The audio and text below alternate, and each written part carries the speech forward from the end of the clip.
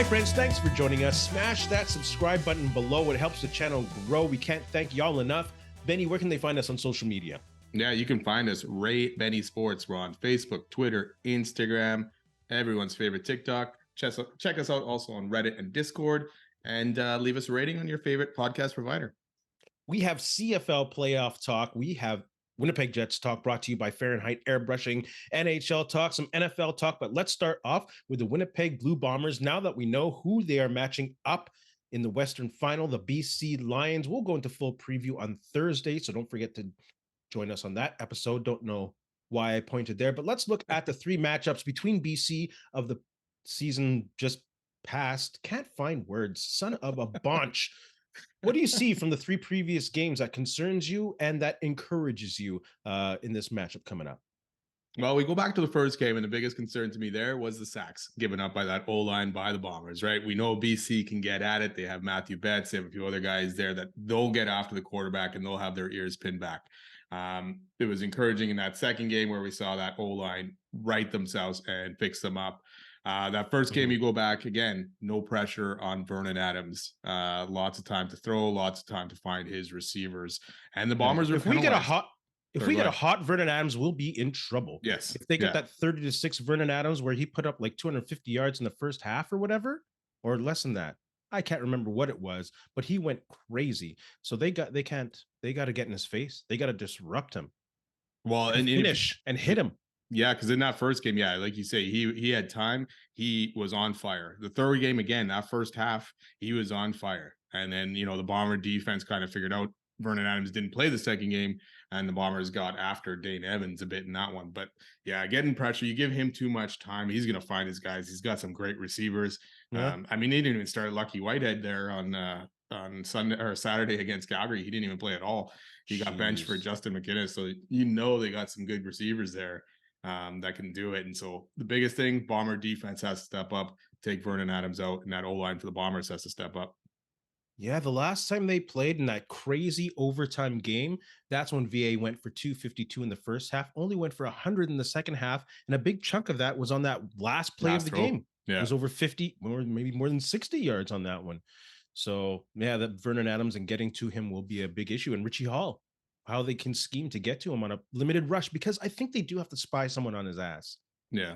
They have to have someone keep him in the pocket. Don't let him get loose. Don't let him throw on the run too often, because he's pretty efficient on the run, throwing on the run as well. Well, yeah, and he put up close to 60 yards on the ground against Calgary this past weekend, right? So yeah, if you give him that opportunity or space to run, the rush doesn't get to him or contain him, he'll use his legs. And it's playoffs, man. You're going to put everything on the line. You're going to put your body on the line. So you're going to risk chances here and there, right? But yeah, the one good thing, that was in Dome. It's in BC. We're outside here. We're in Winnipeg, although the weather looks freaking gorgeous for this time of year in that game compared to the last couple we've sat out in the West Finals, with not so nice weather. This looks like a good one. So in that second game, like I said, they pressured Dane Evans. So again, here they have to get out of him. Kolaros was very good in that second game, not so good in the first and third games. Although in the third game, he did get it done, but he did have two costly fumbles deep in BC territory, along with an interception. So we're going to have to see him limit those mistakes. But the encouraging thing for me in those games, or in the third game especially, is he continued to fight through it, and the Bomber offense fought through it in that second half and got the job done at the end when it counted. Yeah, obviously the Bombers have to get the running game going with Oliveira. I don't think Oliveira broke 100 on the ground on them at all this year. He went crazy against BC with an additional 8 for 85, breaking 150 all-purpose in that overtime game. So he doesn't have to break 100, but I think they have to commit to that running game. And I'll say it again, like I said, for the half of the weeks of the season, I want to see that heavy set. I want to see that tight end. I want to see them play the bully ball and take the Lions' heart early. Just bully them and get, what's his name? Matthew Betts, tire him out, smash him in the face with that extra, whether it's 2E or whatever offensive lineman you're putting at tight end, smash him in the face, make him tired.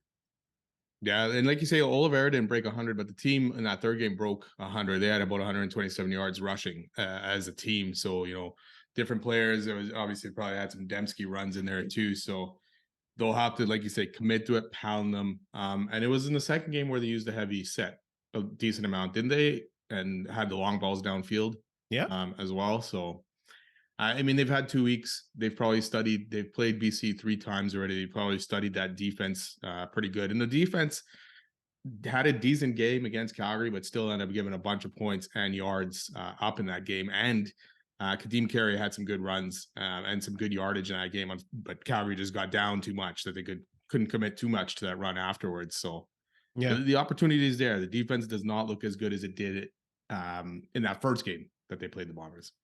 You mentioned them scoring touchdowns off the heavy set. They scored 3 touchdowns in that 50-14 game using the heavy set. Yeah. I don't see why they shouldn't use it. Anything else encouraging or concerning going into this game that you saw in the 3 games earlier? Yeah, just one of the biggest things for me in that game 3 was that they fought back. They came back in it. They had to bounce back. Even after the first game, they got smoked. You know, they were down and out in that game. But the second game, they bounced back and trounced BC back. Even in the third game, they were probably the better team. It's just 3 turnovers to 0 ended up costing the Bombers some points. And even in that first half, I believe they settled for a few field goals, in BC territory and couldn't finish. So it was encouraging for me that they kept going and they won that game in overtime and took it to BC. So even in this game, I expect even if they get down somehow, not somehow, BC is a good team. If they get down, I expect them to fight through to the end. And, Clarles will fight through any mistakes if he ends up making them. So it should be an exciting game.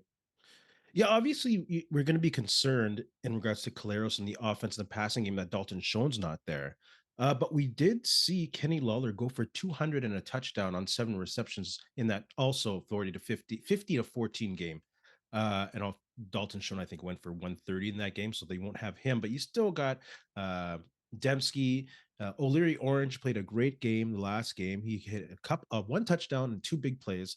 So it was good to see Kenny Lawler go big on BC because they have a good defense. Yeah. Well, I mean, and that's the thing. Goes that second and third game, like Winnipeg's offense put up 516 yards in that third game. Yeah. That's quite a bit. And time of possession, they were up on them by almost 10 minutes as well. So they kind of controlled that game quite a bit. Even in the second game, Clarles himself had 389 yards passing. And then Oliveira had 70 something, I think, or somewhere around there. So again, they put up a lot of yards and points on this BCD. So they can do it.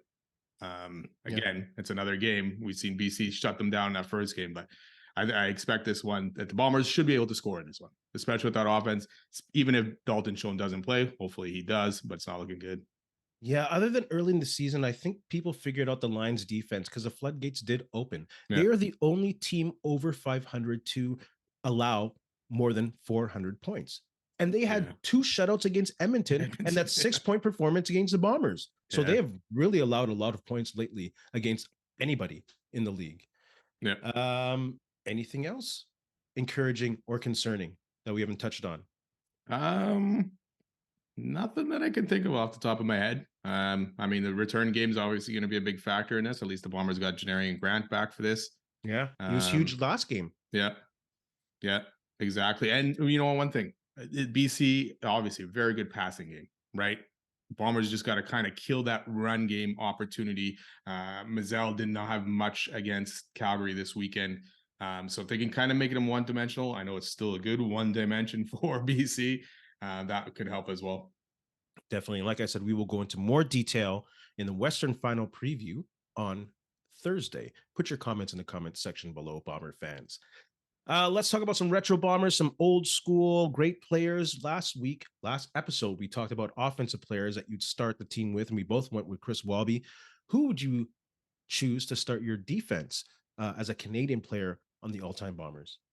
Yeah, it'd have to be Doug Brown. I think would be the first guy you take in this. So he's just dominant guy on that D line for the Bombers over the years. Set the tone, won best Canadian as well one year. So yeah, I would definitely go with Doug Brown. You're probably gonna end up going with the same guy here, I'm assuming. Yeah, how can you say no to Doug Brown? Yeah. He was an amazing defensive tackle and a stalwart in the Bomber. Too bad he didn't win a ring, but still. If I'm going to go with someone other than Doug Brown, I'll have to go with Paul Bennett. He was a great DB. He won a Grey Cup, I think, with Hamilton. Played with the Bombers for a couple of years, started in Toronto. 2-time most outstanding Canadian and the Eastern nominee for Defensive Player in the Year in '85. He used to be the league's all-time leader in punt returns and return yardage until some dude named Henry the Gizmo Williams came along. So Paul Bennett was just a great Canadian player, and I'd definitely take him if Doug Brown was not available, or if I had to take someone else other than Doug Brown. Yeah, it was tough to find other Canadians on D for the Bombers. I mean, I got Scott Flagel written down here as well, but I'd probably take Paul Bennett as well. So if anyone else knows any top Canadian D that played on the Bombers besides these guys, I'd like to know, because I was trying to find different guys in there, and it was tough. I did not really notice anyone else. Stan Mikowas. Was it, yeah, okay, yeah. It's funny, when I was looking up, his name did not come up at all. Daryl Sampson. Why weren't these guys coming up when I was looking? Because the internet's bullshit. You got to ask Ray Strawn. That's who you got to ask. I know it's hard to find CFL information and stats and all that stuff, for the past or whatever. But yeah, I was looking like crazy. It was driving me nuts that I couldn't notice anybody else. There's some good ones. There's some good ones back in the day. Bomber fans, who are your retro players on defense, Canadian born, that you'd like to see on this all-time team? Let's do some quick semifinal reviews. Maybe we should have started with that. Too bad. Did it shake out the way that you thought? I'm going to go with yes, especially in the West. Vernon Adams looked good in his first playoff victory. That was a difference. Like we said, Meyer didn't play perfect, but he put up some points. But the Lions had no answer or the Stamps had no answer for Vernon Adams. Yeah, exactly. He was on fire. Over 400 yards. Him and Keon Hatcher were crazy.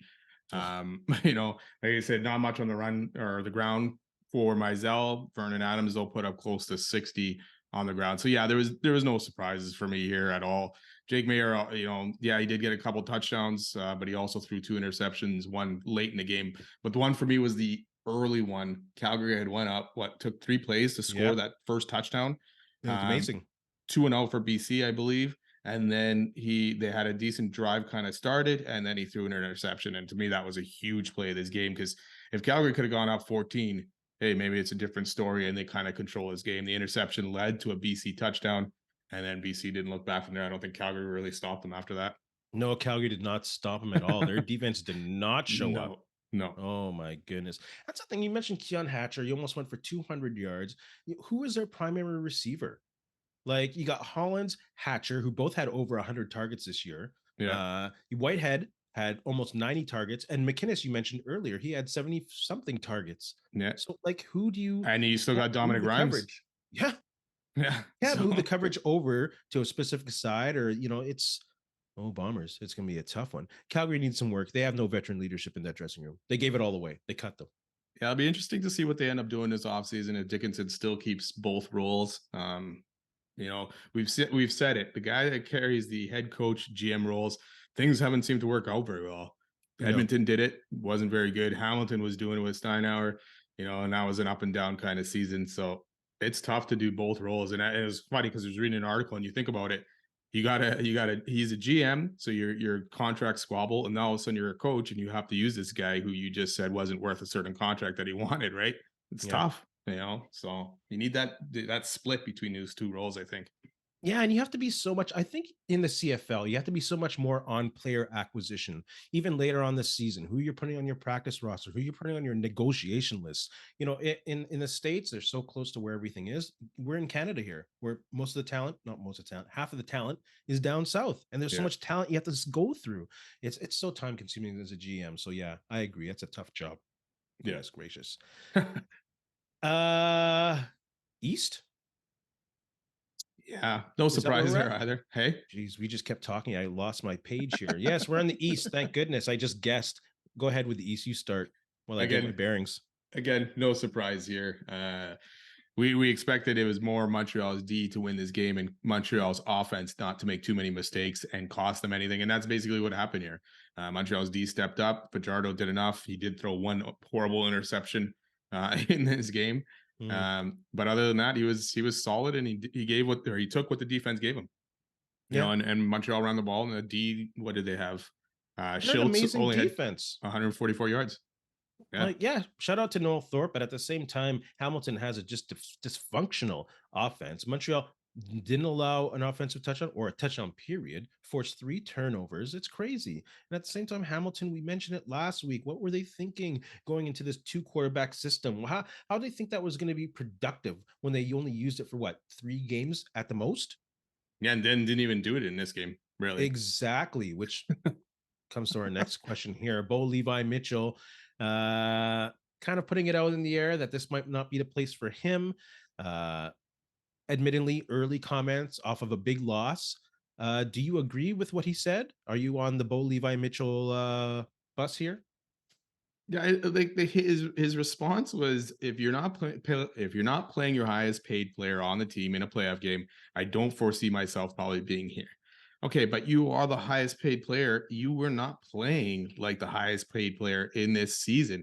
I know he faced injuries and all that stuff, but the games he played, he was terrible, Yeah. right? He had more interceptions than touchdowns at all in this season. So yeah, I could see why they didn't want to go with him, and maybe they wanted to see what Schultz could do in a playoff game. But to me, it's surprising that they didn't switch at some point when it was showing that Schultz could not win this game or get anywhere down the field. So, yeah, I'm not surprised by the comments. But didn't he have something like this too last year at the end of the Calgary game, right after that game, Oh, where he did made he? some certain comments? I can't remember exactly, but I thought he kind of took shots at Calgary as well there. So, Yeah.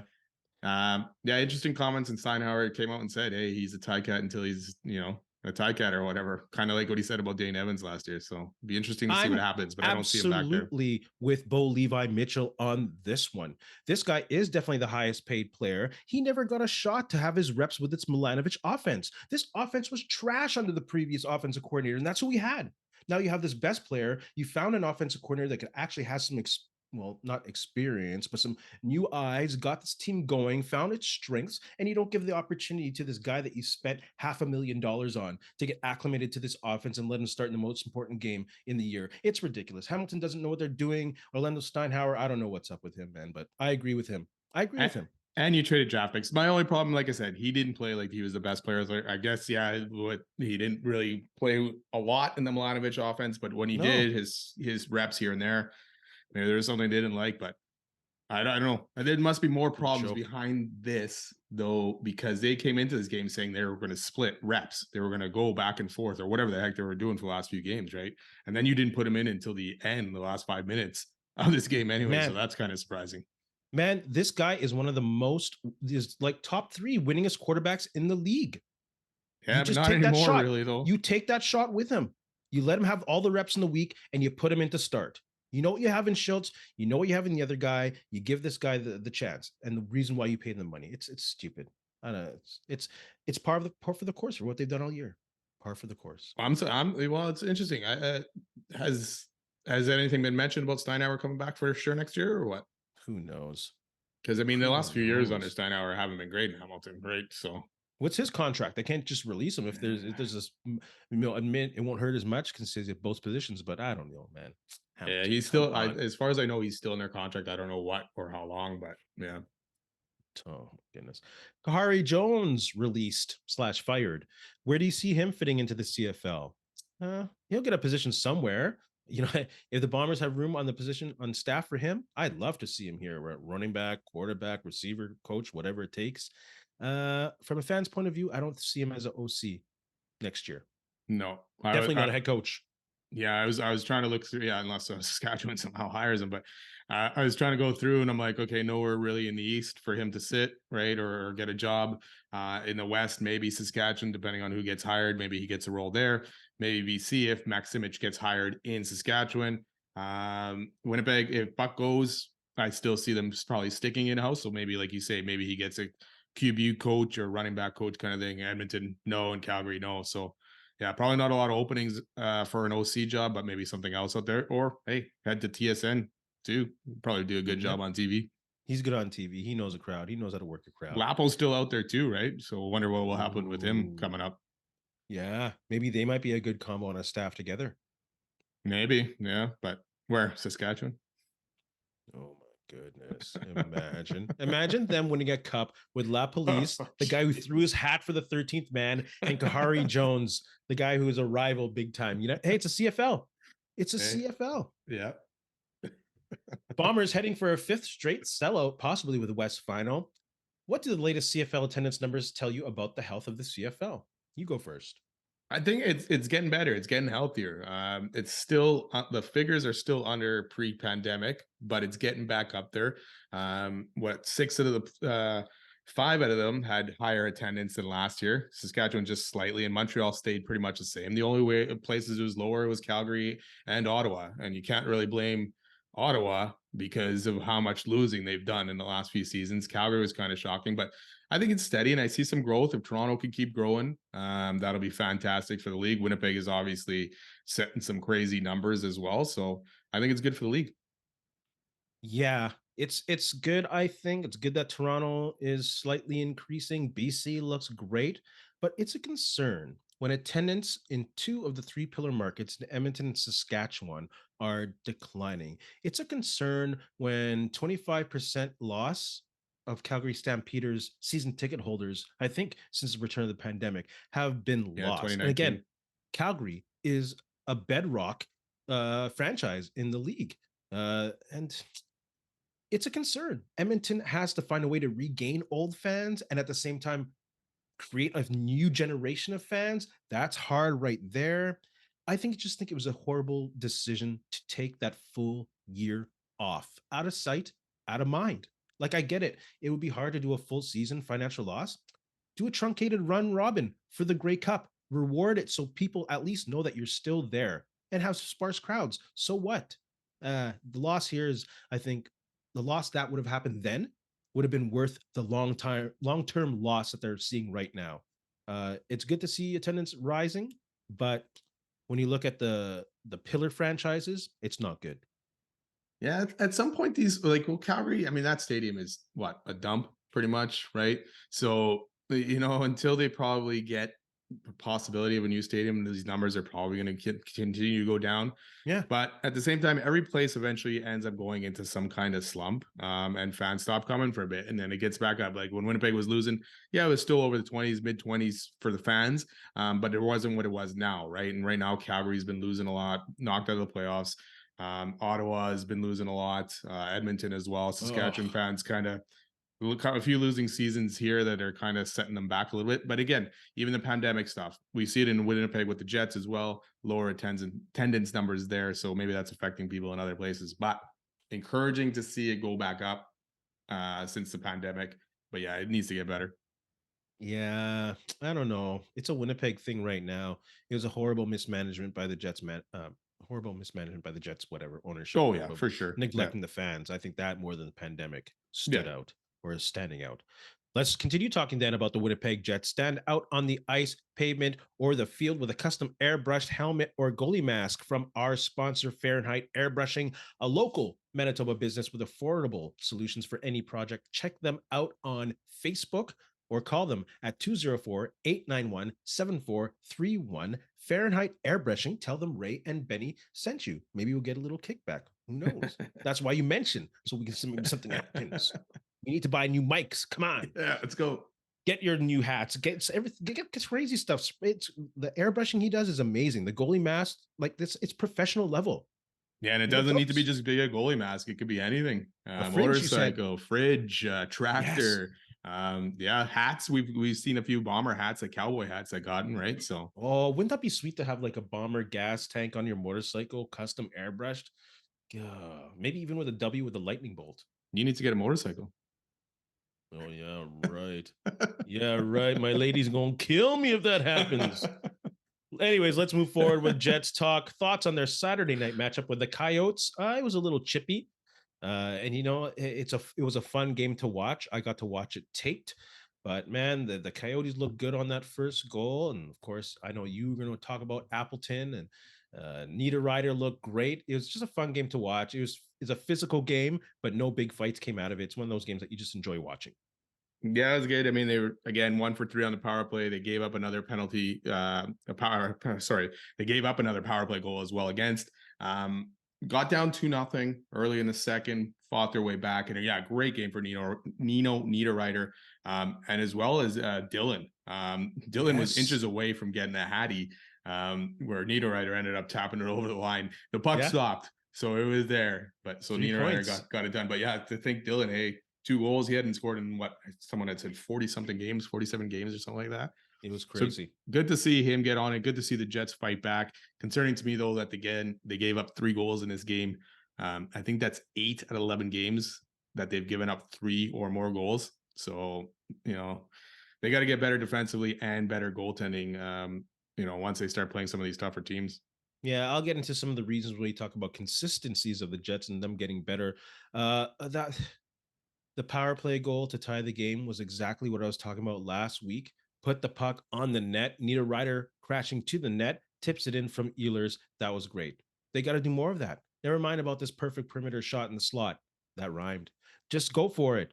Just put the shot, get the dirty ones. And, I am concerned about the amount of dirty goals that the Jets allow and the dangerous shots attempts that they still allow. They're still bottom 5 in the league. Yeah. Of the amount that they're allowing. So they got to clean that up and they got to do something on we'll talk about things to get better. We'll talk about things to get better. Let's first talk about the Blues on Tuesday and the Predators on. Sorry, did you have anything to say about that last game against Coyotes? No, that was pretty much everything. All right, thank you. Sorry, man.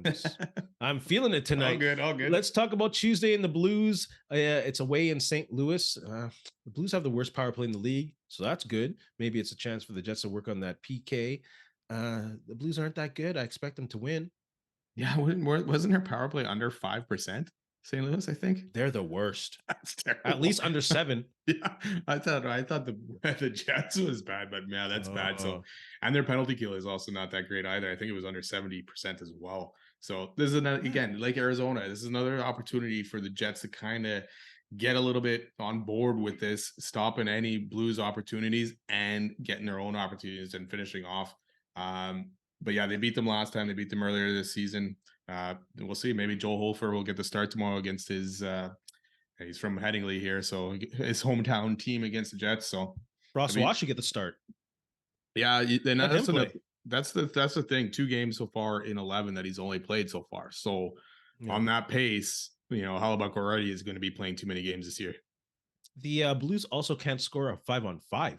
They have one guy with more than 2 goals in 10 games. One. Hey, but they're sitting at 5-4-1, so they're not sitting horrible for a team that has trouble scoring and putting the puck in the net. Yeah, that's true. Yeah, that's funny. How about the Predators on Thursday? It truly is not the rivalry that it once was. Ryan O'Reilly having a good year. Just put a hat trick up against Edmonton, I think. Yeah. But they're a 500 team at best. They're kind of where they are. Should be still a physical divisional game. But Jets have more depth. I think as the game goes on, late second, third period, the Jets will start pulling away, kind of like they did in Phoenix or Arizona or Tempe or whatever the F they call themselves. Mullet Arena. The mullet. Yeah, I agree. Ryan O'Reilly, great start to the season. Maybe the Leafs should have kept him or signed him. But yeah, they've been up and down. Wins, losses, like back and forth kind of thing. And to me, I think UC Saros has had a bit of a down start to the season compared to what his numbers usually are. Still decent numbers, but not what he's been putting up for the last few years. And I think that's where they sit at 5 and 6 because he hasn't been standing on his head like crazy. But these divisional matchups, both in St. Louis and Nashville, they'll be tough. Nashville always plays them tough. Even like you say, it's different personnel, basically, a lot in Nashville even, but it'll be a tough game as well. This one's at home, at least, where the Jets have been better. One thing I didn't mention about St. Louis, they've actually been good at home. I think they were 4-1 at home, so that'll make them tough there too. But yeah, it should be a good game with Nashville. Do you think Barry Trotz will make his way to the dressing room and say, hey, back in my day, we went to game 6 with these guys and they broke my heart. I want you guys to kill them. I don't know. Game 7, man. That went to 7. Oh, 7. Sorry. Yeah. Yes. For me as well, though, we have to see more of that top line. Scheifele has not scored since that Edmonton game in overtime. So that's been 7 games. Him and Connor have been on the ice defensively or for a lot of goals defensively as well. So good thing other guys have kind of stepped up, but that top line needs to kind of get back on track a little bit. So they got to do that to find more consistency or elevate their game. Yes. Will you be mentioning that in a couple questions? Yeah, probably, yes. All right. I'm going to repeat that. Nino Neiderreiter wants an extension in Winnipeg. I'm done with the Nashville game, by the way. Yeah, yeah, yeah. Nino wants an extension. Thoughts? Yes, Yeah. absolutely. I love his size, his experience, versatility, effort. Even at the beginning of that Phoenix Tempe Arizona game, the way he was getting into it at the faceoff with O'Brien at the opening was great. And he can put him on any. I just love this guy. They better sign him. I won't say terms, money, just sign him. Okay, so what if so something I saw today was something about a 3 or 4 year deal, probably $4 million a year, kind of close, pretty much what he's making now. Would you still do that? Yes, Yeah, I agree. I mean, it's funny because a lot of people do talk about free agents not wanting to come to Winnipeg. You know, it's whatever reasons they have, thinking it's bad here. But it shows that once a player is here, they realize, hey, it's not so bad in Winnipeg. There's more than just this cold and the arena. They get treated very well by the Winnipeg Jets, and that's one of the things is the Winnipeg Jets didn't do with their fans for the most part, and that's why the attendance is kind of suffering. They do it with their players. They treat their players well. The players want to stay for the most part once they're here, yeah. and they learn to love, the city of Winnipeg and kind of look beyond, oh, it's freezing cold or whatever stuff like that. So good for Nino Neiderreiter to step up and say that, and hopefully they get the job done. Of course, of course. Another great player, or a player who had a great week. Let's talk about Mason Appleton, tied in the team lead with points with 9. Has he finally figured things out in the NHL? Can he be a top 6 guy? You go first. Tough to call at this point, but it's very encouraging to see this kind of start. We were talking about before the season. You even mentioned Mason Appleton being the 13th guy, and I For was sure. kind of like, yeah, I could see that kind of thing, like not playing all the time. But he has definitely turned it around this year. And that line with him, Lowry, and Niederreiter, even Niederreiter has Ah, 9 points, so he's tied for the team lead as well. So it's crazy to see those guys, and Lowry's up there too with points. So yeah, it's great. It's good to see, and it is good because you get some. Maybe the Jets can have that top nine we've always talked about that yes. chips in offensively, right? We always talk about Lowry's got to do it more, and he's here and there. But now, if you got this top nine with him and Niederreiter on that third line, and then once Velarde comes back, maybe that solidifies that top line, not top nine again, and you get scoring from different ranges. We just talked about it. Top line's not scoring, but the third line is chipping in goals and helped them win their last game. Yeah, absolutely. That third line is crazy. One of the best third lines in the NHL. They need a third line that like that when you're playing teams like Vegas and Colorado and Dallas. Is he a top 6 guy? Can he be? No. I think he's a top 6 guy like maybe Perot was in a pinch when you need someone when someone's hurt. But I don't think you want to, again, when you mention teams like Vegas, Colorado, and Dallas, you don't want him to be going up against the top 6 forwards on a nightly basis. I'd love to be wrong, and I might be wrong. Maybe by next year, he will be a top 6 if he keeps progressing like this. But if I were to put my money on it, I'd say he's not a top 6 NHL forward, not a caliber forward, but he's a great bottom 6, great top 9. Yeah, and we've seen it because he's played on that top line here and there, and usually when he does, it hasn't worked out very well for him. So Yeah. maybe he's in his right role right now, or maybe they're just on a hot streak that third line. We'll see if they can keep it going because I think they are one of the highest scoring lines in the league. I think Appleton and Nino both have 9, and then Lowry 8 points. So that's one of the top line. That's more than even the top line with Connor and Scheifele right now. So we'll Yeah. see. Hopefully he can progress more, but I'm happy if he's a top 9 guy chipping in points. Yeah, I think I read like efficiency wise or like just behind McDavid or something like that. The 3 in Edmonton. Trade him Whatever. straight up for McDavid. No. What do the Jets need to do to find some consistency? No. Or elevate? Sure. Yes. If they want to. Yes. Of course. Well, you Yes. don't want to. That's fine. Hey, yeah. Well, what do the Jets need to do to find some consistency or elevate their game? You mentioned that first line. I think they need to play better defense, not the first line, the whole team. Yeah. Play stronger in their own end. I mentioned earlier about them giving those high danger shot opportunities. Like we can see the offense continuously getting better. That chemistry is there. They'll get better when Velarde comes back. Uh, but yeah, they got to play better in their own end, especially for Hellebuck. They got to clear the space in front of them because that's every team's number one goal is to get in Hellebuck's face and mess with him. Guarantee Yeah. you. So yeah, they got to get stronger in their own end and more physical. Yeah. And teams have been doing that against the Jets for a long time, right? So Definitely that since Buff has been gone for yeah. sure. Oh yeah, exactly.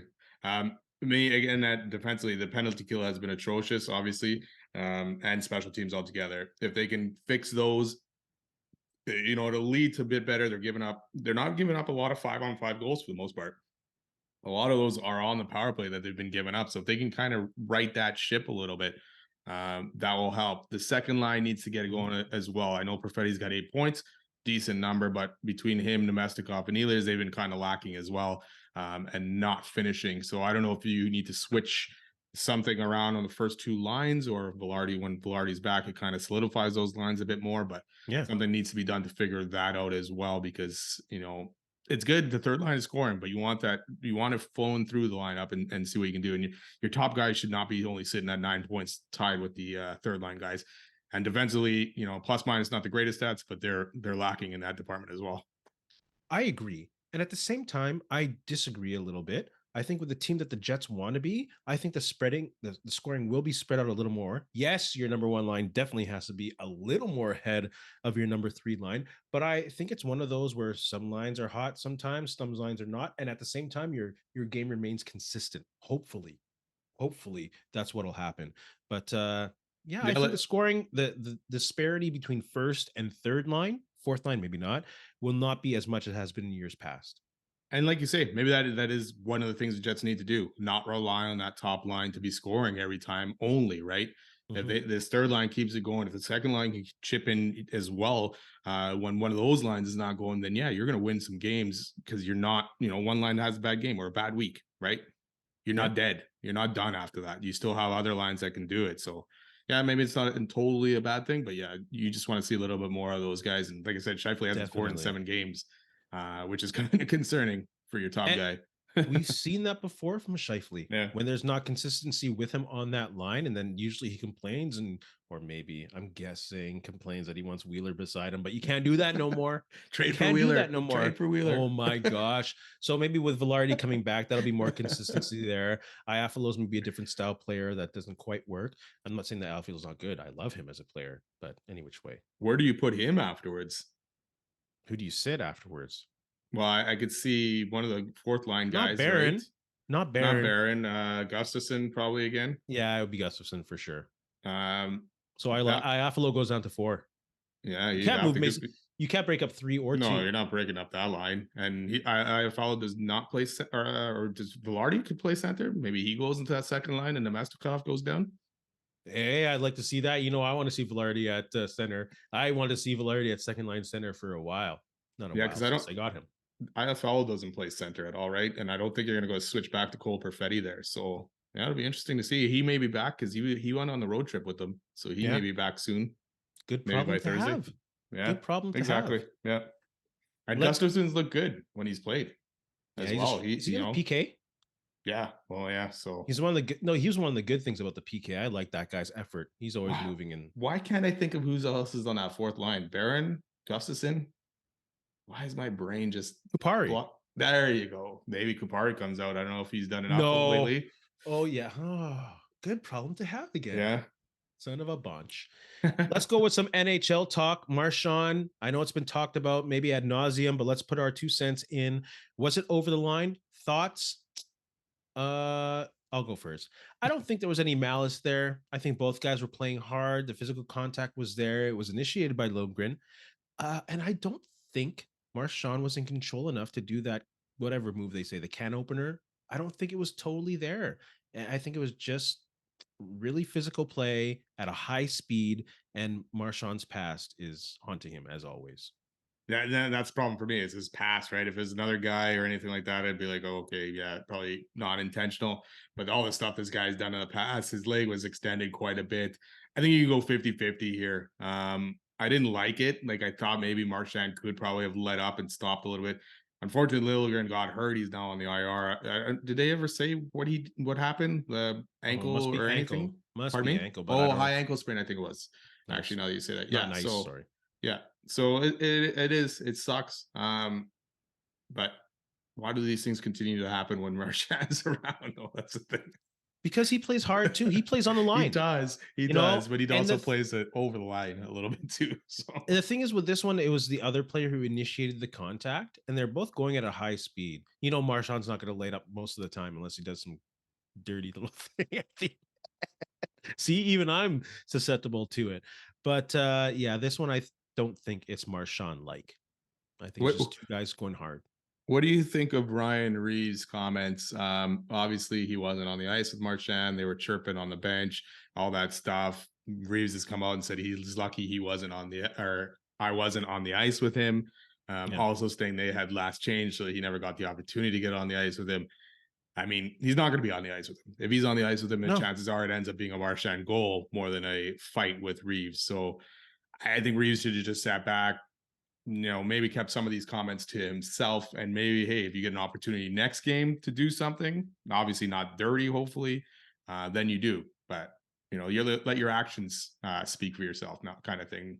To me, he kind of looks goofy with these comments. I think he's overcompensating for no one else on the team standing up, being able to do anything. The whole team was up in arms. Oh, what happened? So why didn't anyone stand up? Who is going to stand up besides him? Like, that's the thing. Reeves just can't step on the ice and so, okay, I'm here to go because I'm going to AHL after that. So it's like someone has to step on that up on that team. Reeves would have, he would have. If he So if he was on the ice, but he's never going to be on the ice with these guys. So that kind of yeah, why it's almost, hey, what's the point of having him? Because he's not going to be on an ice like with a guy like Marchand, right? And if it's yeah. a guy that's a fourth liner for Boston, chances are he's not going to be on the ice with anyone good from Toronto either. Probably Liljegren, obviously defensive pairing, but he's never going to be on the ice with Matthews or anything like that either. So you're basically fighting another fourth liner at any point, really, right? Someone should have stepped up. Someone Someone else should have should have been. stepped Yes. up. You like we And said, I we think talked about it. You had Bertuzzi, you had Domi. I don't know who is on the ice for Toronto at this time, but you would think they were decent players if Marchand is out on the ice, right? And I think that's what Reeves is being a little chicky about too. He's saying someone should have stepped up because I had no chance to do it. Well, and that's what kind of Keefe is saying as well. Sheldon Keefe, the coach, is kind of saying, hey, there was no response from anyone at all. So Yeah, come on, step up, Toronto. yeah. Blackhawks. What a joke. Organization. New lawsuit, sexual assault charges. Thoughts on that? To me, at this point, anyone from that team, 09, 2010, knew what was going on. No more lies that you did not know what was going on. If another player is coming up, he's part of the Black Aces, alleges he was sexually assaulted by the same video coach who abused Kyle Beach. So obviously this has happened. It was widespread. People had to have known, and no one Yeah. wanted to disrupt that Stanley Cup run. To me, that is very disappointing, and that also includes guys like Patrick Kane and Jonathan Taves. This is disgusting at this point. And like we talked about the suspensions or the loss of draft picks by Ottawa and stuff like that. Chicago got a generational player out of Connor Bedard. They didn't lose anything but money or something in this. Yeah. So that to me is very disappointing by the league as well. And this is another bombshell to hit this league, and they handle it like shit. Institutional negligence. Yeah. And this is not institutional negligence by the Blackhawks. This is not institutional negligence by the NHL. This is a hockey thing. Number one, this gross guy from Chicago was also a video or volunteer coach for Notre Dame hockey and US hockey. Like they have to put the net out on this guy and say, hey, anyone deal with this guy? You're safe. Let's put this guy whatever away or not drown him physically, financially, professionally, because he should not be involved. I don't know where he is right now. He's probably hiding, but this is a hockey thing. Hockey has a long way to go.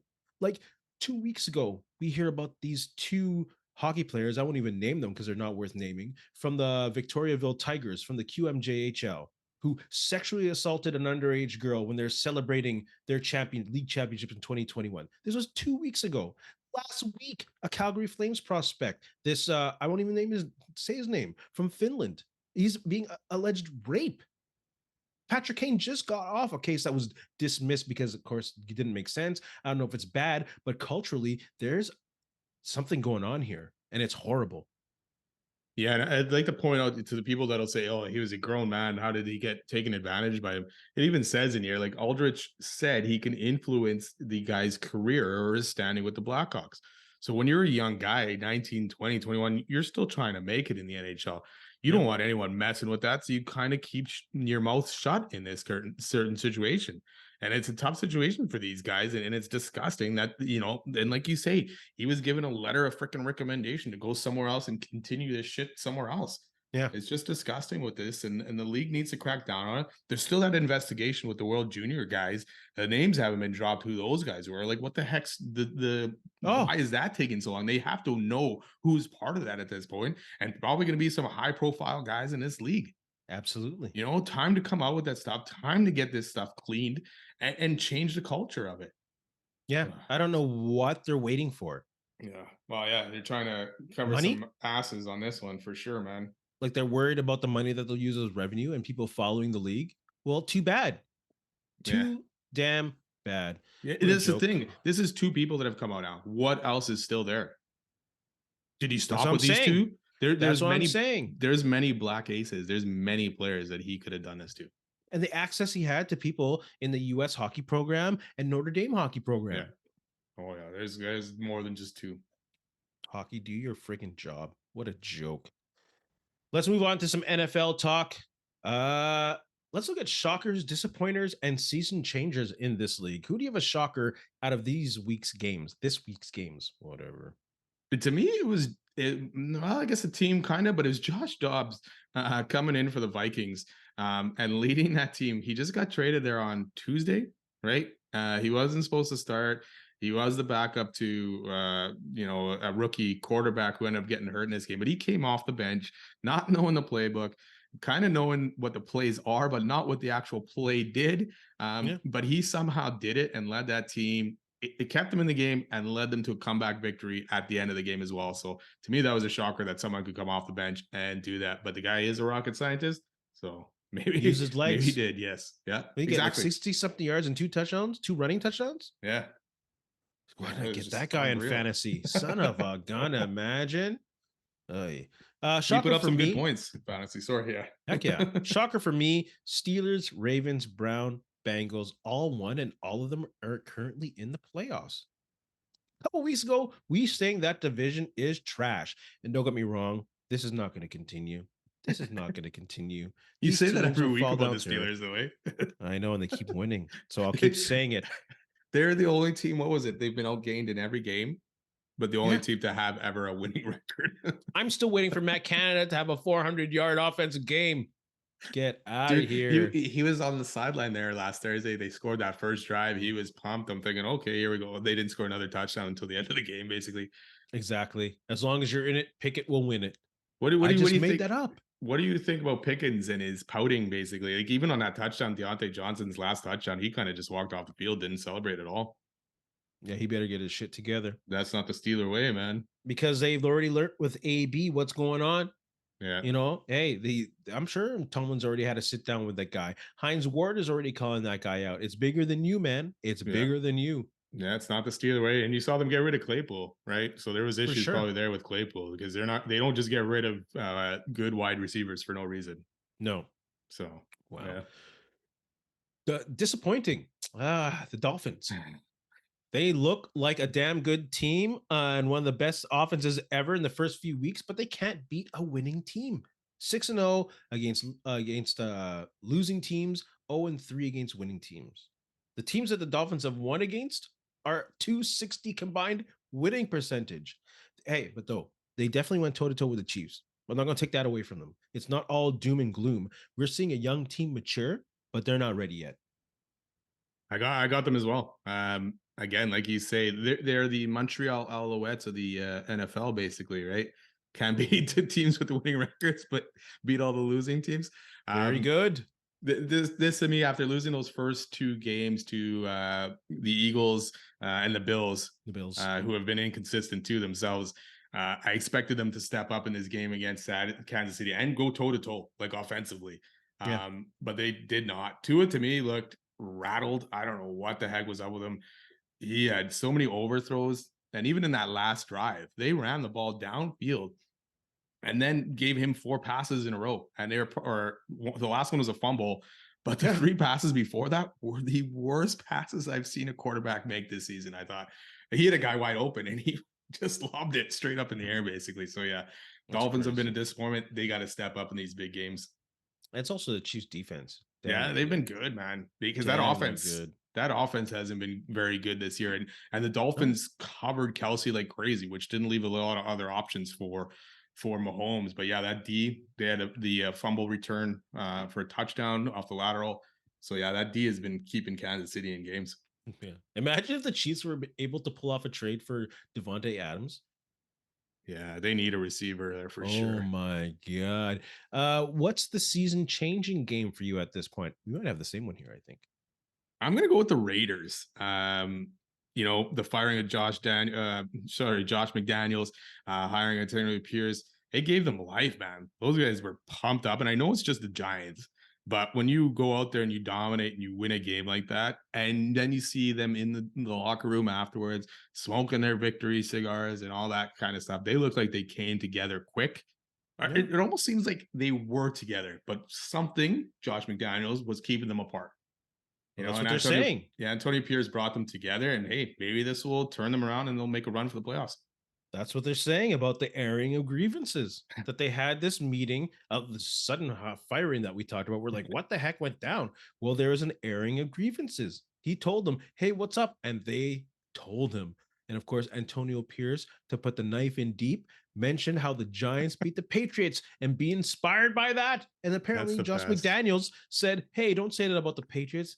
Get out of here, clown. Like, we've already seen that Josh McDaniels is not a good head coach. And I think this is even more proof of the greatness of Tom Brady. Yeah. That old school Bill Belichick way does not work anymore. And it probably would not have worked without the greatness of Tom Brady.